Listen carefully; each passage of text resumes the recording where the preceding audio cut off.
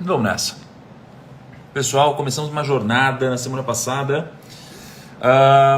sobre Mais Perto que o Diabo, né? Começamos essa entrevista, a gente devorou esse livro, foram 6 lives já, então foram talvez de 5 a 7 horas, né, falando sobre esse livro, sobre cada pergunta, sobre cada resposta, sobre cada reflexão, né? Então, a gente se aprofundou aqui, pegamos muitos insights que eu não tinha pego na primeira vez que eu li, nem na segunda, né? Então, acredito que está sendo muito legal para mim e para todo mundo, tá? Se estiver sendo legal para você também, deixa um comentário, fala alguma coisa, me diz se você está curtindo ou não, porque para mim a jornada está sendo muito incrível, né? Tanto é que a gente acabou aumentando até o número de dias do desafio, ao invés de ser só 5, a gente está fazendo 7, né? A gente adicionou mais dias para poder terminar. Certo? E hoje continuamos aqui a nossa entrevista com o Diabo e teremos o grande desfecho hoje, não é mesmo? Olha o Thiago Oliveira aí na área.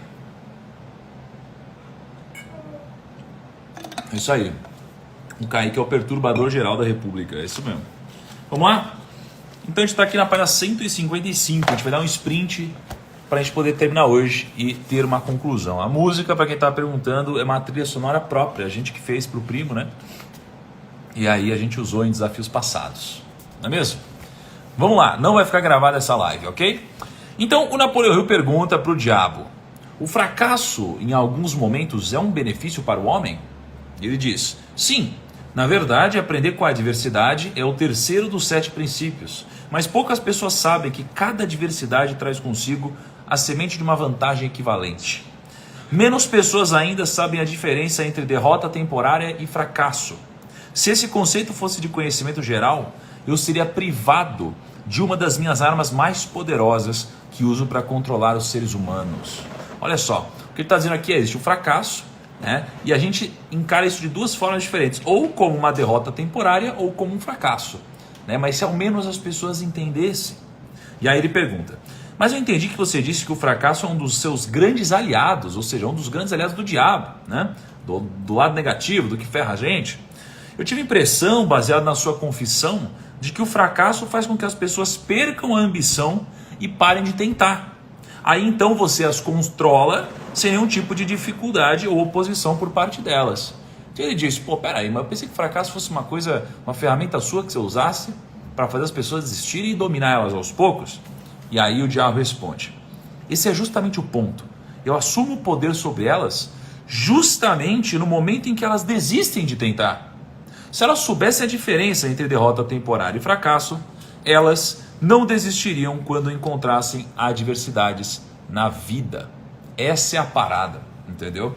O problema é que quando que o diabo controla a nossa mente? Quando a gente entende que esse fracasso, ele é um fracasso final e ele não é uma derrota temporária, tá?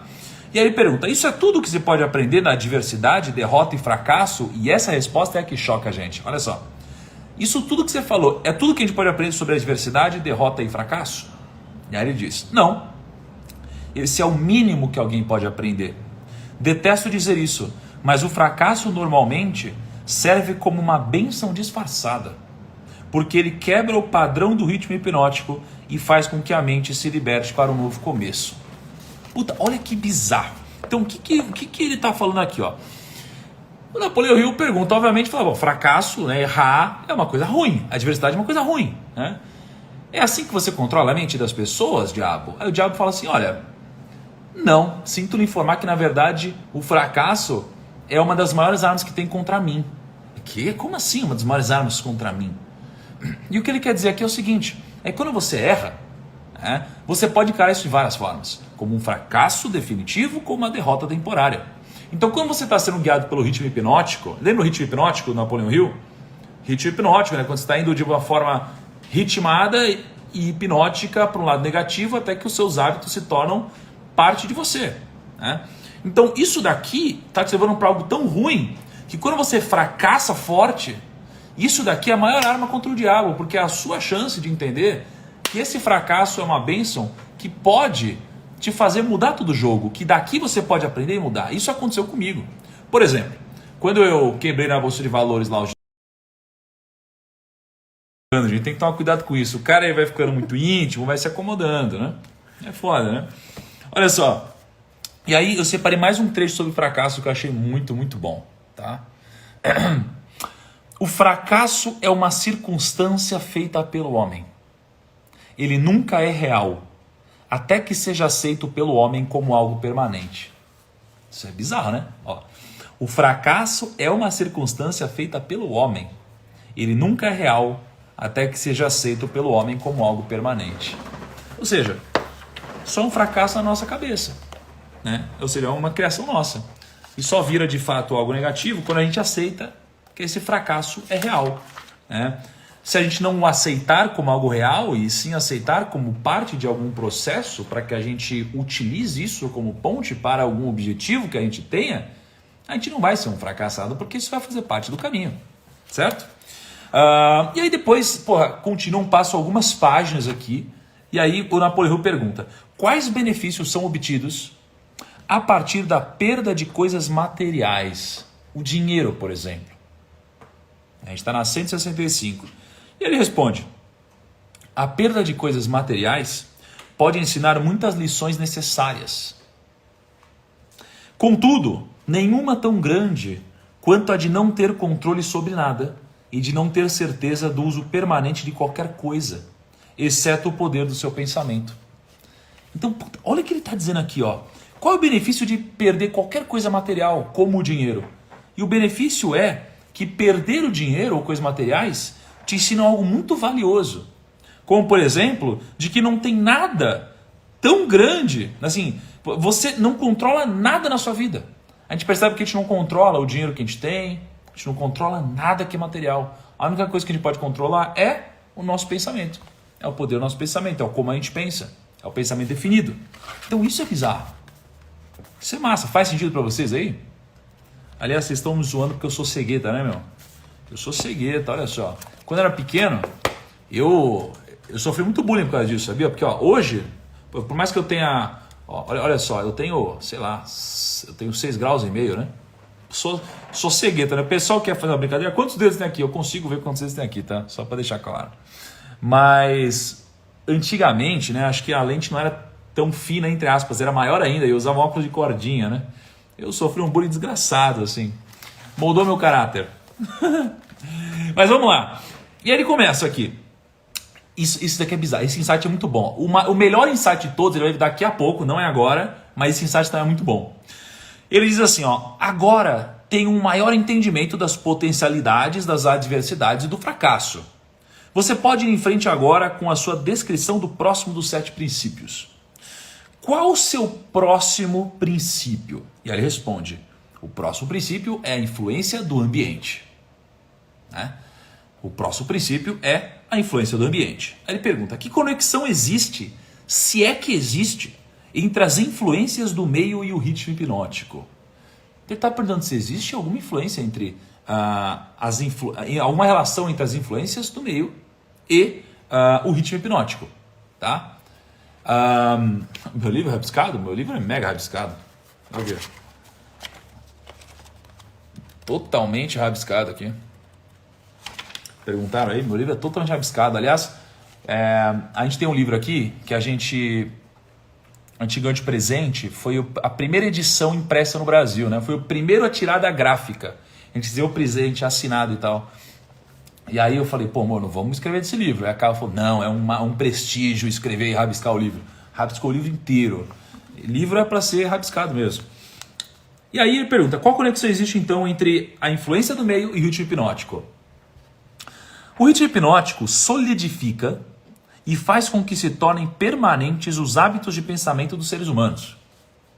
Sacou? Então, o ritmo hipnótico, né, basicamente a formação do hábito, solidifica os pensamentos dos seres humanos, transforma isso em permanente. Os hábitos dos pensamentos são estimulados por influências do meio. Em outras palavras, os recursos que alimentam o pensamento vêm do ambiente que está à volta da pessoa. Hábitos de pensamento são feitos permanentes pela lei do ritmo hipnótico. Repara nessa parte aqui, ó.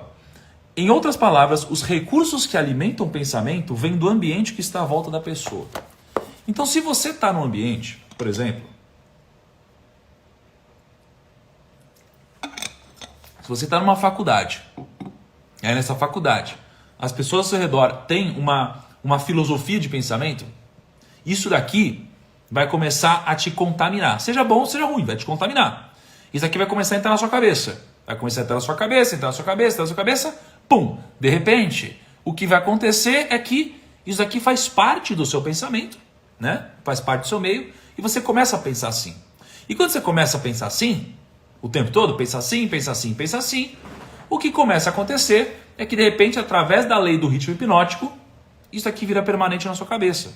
Então, por exemplo, o que acontece? O Brasil hoje está muito dividido em política entre direita e esquerda, né? Então, geralmente, as pessoas que têm menos dinheiro costumam ser de esquerda, as pessoas que têm mais dinheiro costumam ser de direita, né? Só que, na maioria das vezes, assim, 99% dos casos, ninguém sabe direito o que é direita e esquerda, ninguém sabe direito por que você apoia a direita ou por que você apoia a esquerda, mas você nasce assim. Então, você nasce sob influência, né? Desde quando você nasce, você nasceu aqui, você vai nascer, não sabe que não, esquerda é bom, direita é ruim, esquerda é bom. Você repete tanto isso que através da lei do ritmo hipnótico vira permanente na sua cabeça. E quem nasce ouvindo que não, tem que ser direita, direita, direita, também nasce assim, né? Então as pessoas muitas vezes não têm um senso crítico, né? E elas acabam através da lei do ritmo hipnótico transformando isso em permanente, tá? Então isso que é o ponto. Se a gente percebe então que as coisas vêm do ambiente, a gente tem que fazer algumas reflexões, né? Então o diabo responde aqui, ó. A parte mais importante do meio de uma pessoa é aquela criada pela associação dessa pessoa com outros. Todas as pessoas absorvem e acabam assumindo para si, seja consciente, seja inconscientemente, os hábitos de pensamento daqueles com os quais elas se associam intimamente. Então, basicamente, a gente não está falando do meio físico, a gente está falando das pessoas que estão aqui. Então, quando você está próximo de pessoas, durante muito tempo, essas pessoas acabam moldando o seu pensamento. Você molda o delas e elas moldam o seu. E aí depois ele pergunta, você quer dizer então, com isso, que o contato constante com uma pessoa cujos hábitos de pensamento são negativos influencia a pessoa a formar hábitos de pensamentos negativos? Sim, a lei do ritmo hipnótico força cada ser humano a formar hábitos de pensamento que se harmonizam com as influências dominantes do seu ambiente. Então, se você está num ambiente em que todo mundo ganha dinheiro, geralmente você é incitado a pensar parecido, você acaba ganhando dinheiro também, né? Então, pensa assim, ó, você está numa família de empreendedores, você tende a empreender. Você está numa família em que o negócio é cargo público, você tende a buscar cargo público. Então, que forma que você tem para mudar a sua cabeça? Você precisa migrar de ambiente, né? Só que no ambiente você tem aqueles que influenciam e aqueles que são influenciados. A gente já vai falar sobre isso. E ele vai. Então é importante que a pessoa selecione com muita cautela aqueles que serão seus associados. E isso daqui é uma lição para vocês, tá? Sim, os associados que se relacionam intimamente com a pessoa devem ser escolhidos com tanto cuidado quanto a pessoa escolhe a comida com a qual ela alimenta o seu corpo, mantendo sempre em mente o objetivo de que ela deve associar-se com pessoas cujos pensamentos dominantes são positivos, amigáveis e harmoniosos. E aí fala aqui, ó, que classe de associados tem a maior influência sobre uma pessoa? Quais pessoas ao seu redor que estão hoje mais têm influência sobre você? E a resposta ela é bizarra. Os associados que mais exercem influência sobre a pessoa são o parceiro no casamento, que por sua vez compartilha a casa, e os associados nas ocupações profissionais. Após isso, vêm os amigos íntimos e os conhecidos. Amigos casuais e estranhos exercem pouca influência sobre essa pessoa. Então, basicamente, o que ele diz aqui é que as pessoas que mais exercem influência sobre a sua vida são o seu parceiro ou a sua parceira e as pessoas mais próximas no seu trabalho. Depois disso, vem a família e os amigos íntimos. Por quê? Porque passam muito tempo contigo, pensando perto de você, pensando perto de você. E quando isso acontece, isso aqui vai meio que formando, vai trazendo ideias para sua cabeça, tá? Quem é que acha que tem boas associações na sua vida? E quem é que acha que não tem boas associações na sua vida e que gostaria de mudar? Manda aí, enquanto eu faço a próxima pergunta. Essa aqui é uma reflexão muito foda, assim, profunda. Então, reflitam nessa reflexão, tá? Eu vou refletir junto com vocês. Esse é um novo ponto de vista nessa questão dos pensamentos negativos. Se eu estou entendendo o que você disse, todos os pensamentos negativos são inspirados pela negligência ou fracasso de uma pessoa em se adaptar harmoniosamente às leis da natureza. Isso está correto? Então o que ele está dizendo aqui é basicamente assim, ó, que todos os pensamentos negativos, não é que eles são pensamentos negativos, é que eles são basicamente a negligência do pensamento positivo. E a resposta que o diabo dá, essa é uma das melhores respostas que eu já vi. Isso está corretíssimo. A natureza não tolerará quaisquer inatividades ou vácuos de qualquer tipo. Todo o espaço deve ser, e na verdade é, preenchido com alguma coisa. Isso aqui é uma lei da natureza. Qualquer espaço ele vai ser preenchido por alguma coisa. Qualquer. Tá? Tudo nessa existência, tanto de natureza física como espiritual, deve estar em constante movimento. O cérebro humano não é exceção a essa regra. Ele foi criado para receber, organizar, especializar-se e expressar o poder do pensamento. Quando um indivíduo não usa o cérebro para a expressão de pensamentos criativos e positivos, a natureza preenche o vácuo, forçando-o a agir em cima de pensamentos negativos. Então, isso daqui é muito legal. Ele diz basicamente assim,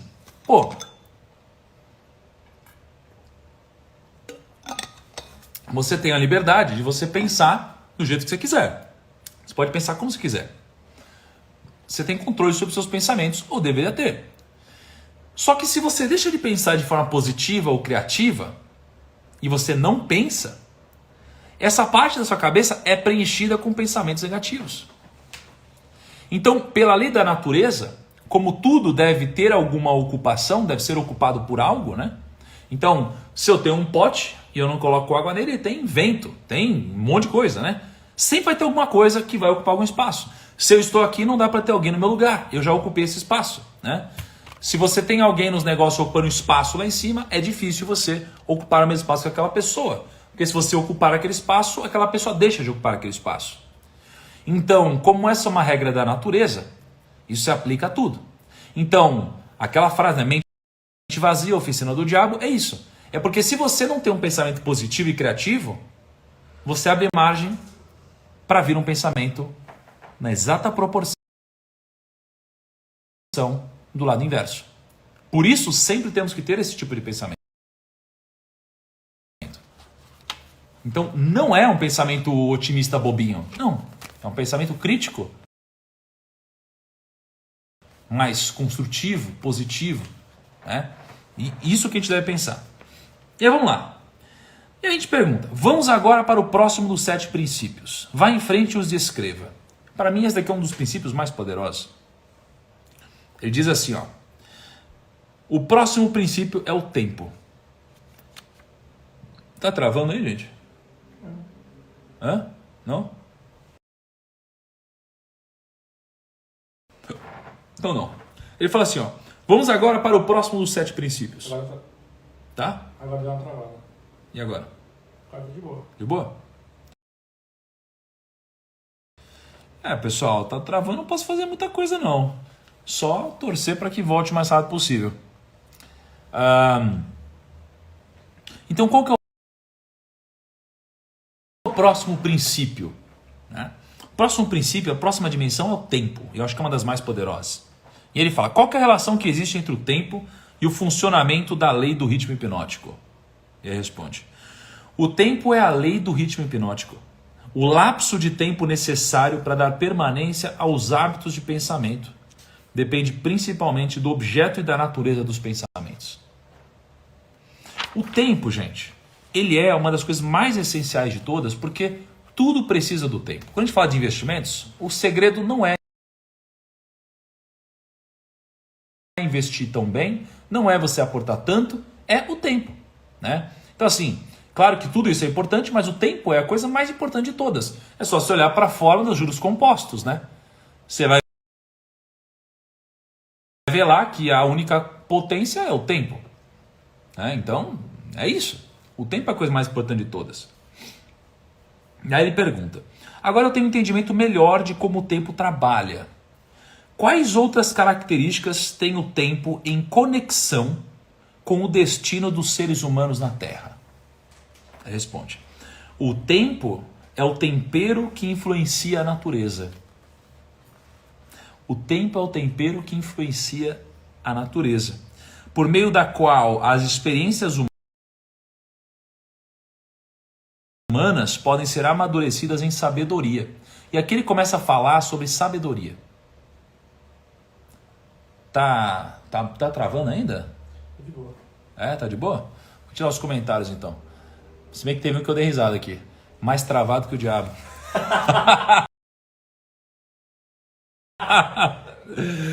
Olha só, aqui Napoleão Hill começa a ter um approach diferente. Ele começa a voltar às raízes do que, estudando Salomão, a gente aprende que é a coisa mais importante de todas, que é a sabedoria. E quem puxou esse assunto não foi Napoleão Hill, foi o diabo. Olha só. O tempo é o tempero que influencia a natureza, por meio do qual as experiências humanas podem ser amadurecidas em sabedoria. As pessoas não nascem com sabedoria, mas elas nascem com a capacidade de pensar e podem, pelo lapso do tempo, chegar à sabedoria pelos seus pensamentos. E aqui vem uma crítica muito interessante. Aqui vem alguns dos melhores insights do livro para mim, tá? E o diabo definiu sabedoria de um jeito que eu não encontrei ali na Bíblia quando eu estava lendo, né? Mas muito legal. Olha só, os jovens têm sabedoria? O que vocês acham? Vocês acham que os jovens têm sabedoria? Responde aí. O jovem tem sabedoria ou não tem sabedoria?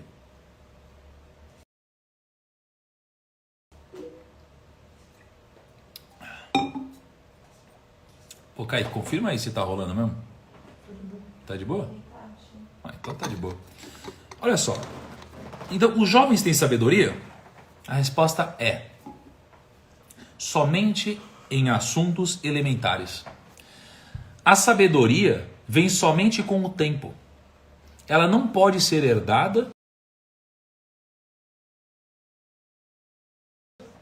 e não pode ser transferida de uma pessoa para outra, exceto pelo lapso do tempo. O passar do tempo pode forçar o indivíduo a adquirir sabedoria? Isso é uma boa pergunta, né? Pô, então, será que o lapso do tempo pode fazer o indivíduo adquirir sabedoria? E a resposta é não. A sabedoria vem somente para os não alienados, aqueles que pensam por si só, que formam hábitos de pensamentos positivos como uma força dominante em suas vidas. Os alienados e todos aqueles cujos pensamentos dominantes são negativos nunca adquirem sabedoria, exceto de coisas elementares. E aqui vem uma das respostas mais incríveis que eu já vi. Perceba a beleza dessa resposta agora. Napoleão Hill pergunta para o diabo: o que é a sabedoria? Essa é muito boa. O que é a sabedoria? E o diabo responde o seguinte: a sabedoria é a habilidade de relacionar-se com as leis da natureza, de tal forma que elas possam servir a você, e a habilidade de relacionar-se com outras pessoas, de tal forma que você possa ganhar a cooperação harmoniosa e consciente dessas pessoas para ajudarem-no a conseguir qualquer coisa que queira da vida. Especialmente essa parte aqui. O que é sabedoria? A sabedoria é a habilidade de relacionar-se com as leis da natureza de tal forma que elas possam servir a você. Porque, no final das contas, né, a sabedoria ela está muito ligada com as leis da natureza, porque quando a gente percebe que tudo que funciona no mundo dos negócios, na nossa família, na nossa vida, já está e funciona na natureza, né? Nas árvores, nas plantas, no tempo, no clima, no mundo, a gente percebe que no final das contas são os mesmos princípios, a gente entende quais eles são, como eles funcionam, e a gente faz, vocês não estão sabendo lidar, eu vou tirar os comentários aqui, e a gente faz isso daí trabalhar a nosso favor de forma harmoniosa. Isso é sabedoria. Tá? Sabedoria é a habilidade de relacionar-se com as leis da natureza de tal forma que elas possam servir a você. Incrível. Então o conhecimento acumulado não é sabedoria? Tem muita gente que acha que sim, né? Não, se eu tiver muito conhecimento, se eu ler muito, eu tenho sabedoria. E ela responde, céus, não. Se o conhecimento fosse sabedoria, as realizações da ciência não seriam convertidas em instrumentos de destruição. Porque, afinal de contas, né? Se todos os humanos tivessem sabedoria, a gente não ia transformar evoluções da ciência em armas letais de destruição, e matar todo mundo, e fazer um monte de loucura aí, né? Mas então o que é necessário para converter conhecimento em sabedoria? Tempo mais o desejo por sabedoria. Isso é o que Salomão disse também em Provérbios, né? Com outras palavras, claro. A sabedoria nunca pode ser imposta a uma pessoa. Você não pode impor, você tem sabedoria agora, você precisa de sabedoria. Não, você não pode impor a uma pessoa. Ela é adquirida. É igual à liberdade. A liberdade não pode ser imposta a alguém. Agora você é livre. Não, a pessoa precisa internamente. Vamos lá. Poder de internet. Me diz aí se está funcionando. E aí o Napoleão pergunta, né? Agora me fale sobre o último dos 7 princípios. O último dos 7 princípios. E aí, é bizarro. Olha isso. O último dos 7 princípios é a cautela. Próximo ao hábito de alienar-se, a característica humana mais perigosa é a falta de cautela. É a falta de cautela. As pessoas alienam-se em todos os tipos de circunstâncias danosas devido ao fato de que elas não exercem a cautela, planejando os movimentos que fazem. O alienado sempre se move com a ausência de cautela. Ele age primeiro e pensa depois, se é que ele pensa. Então, vou ler de novo isso daqui porque talvez seja um dos melhores conselhos desse livro. O último princípio é cautela. Próximo ao hábito de alienar-se, a característica humana mais perigosa é a falta de cautela. As pessoas alienam-se em todos os tipos de circunstâncias danosas, devido ao fato de que elas não exercem a cautela, planejando os movimentos que fazem.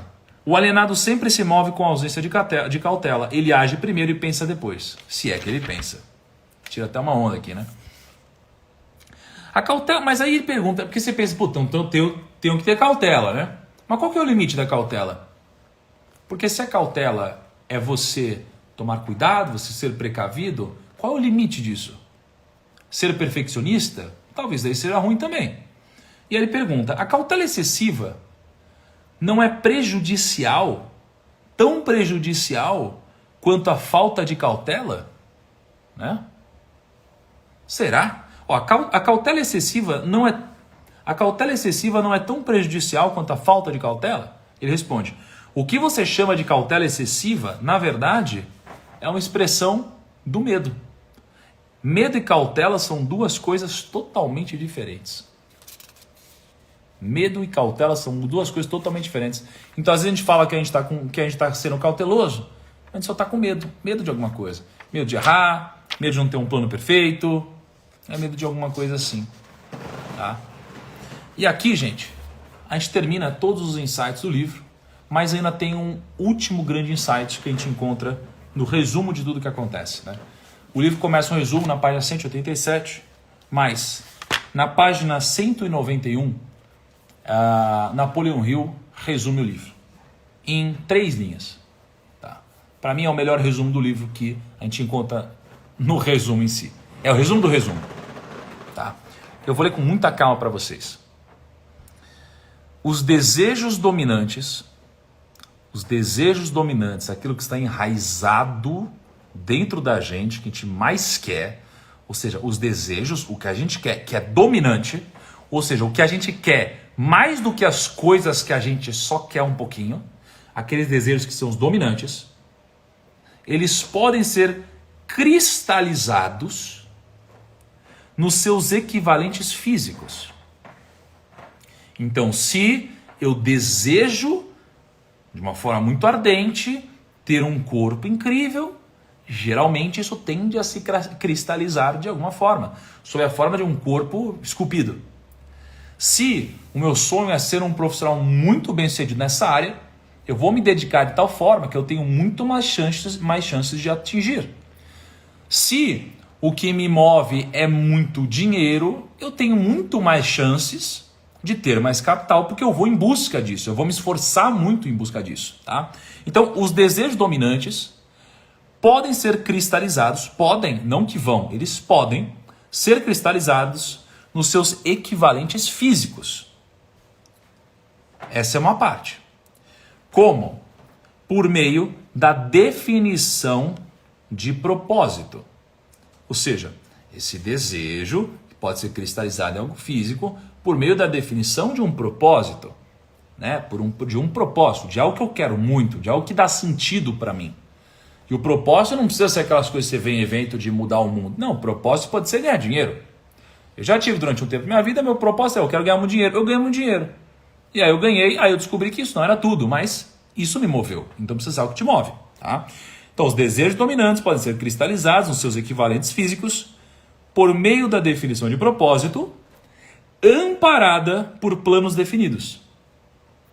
Amparada por planos definidos.